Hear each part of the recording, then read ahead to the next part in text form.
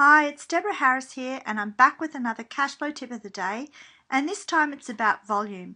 Volume helps us work out how many sales we're making. How many sales we're making times the price is the revenue. So it's important that we have a good volume of the most profitable products.